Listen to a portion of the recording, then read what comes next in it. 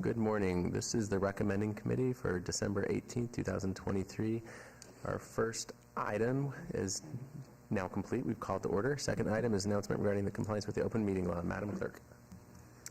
All members are here, and you do have a quorum. Thank you very much. Item number 3 is public comment. Comment during this portion of the agenda must be limited to matters on the agenda for action. If you wish to be heard, come forward and give your name for the record. The amount of discussion as well as the amount of time of any single speaker is allowed may be limited. Is there anybody here? Hearing and seeing none, moving to item number 4 for possible action to approve the final minutes by reference to the December 4th, 2023 recommending committee meeting. Is there a motion? Move to approve item number 4. There's a motion. Please vote. Is this last? I wasn't here at the last one, so do I abstain? Still vote? Okay.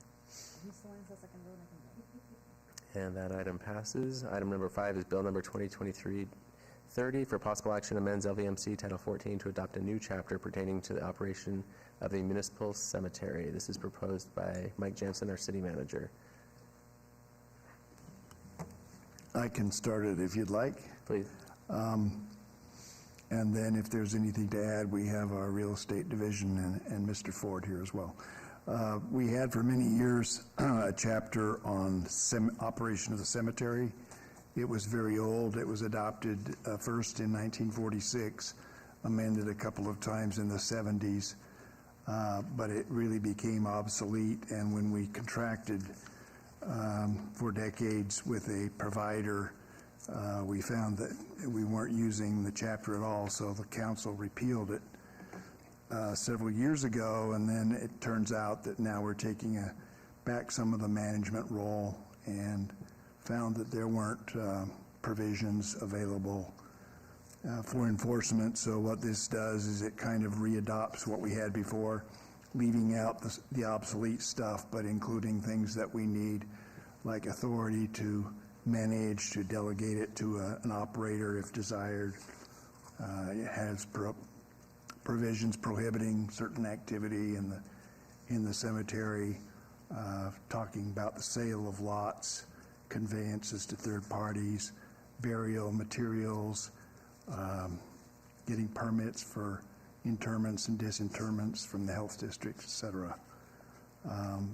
We left out, like I say, the things that didn't make sense anymore, but we've included back in some things that we think will help management and maintenance of the cemetery.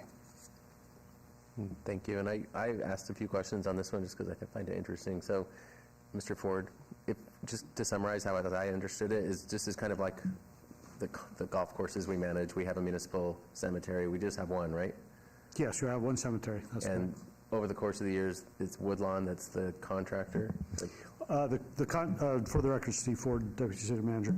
For the Woodlawn, we've had a contractor, Carriage is the name of the company. We've had them for a number of years.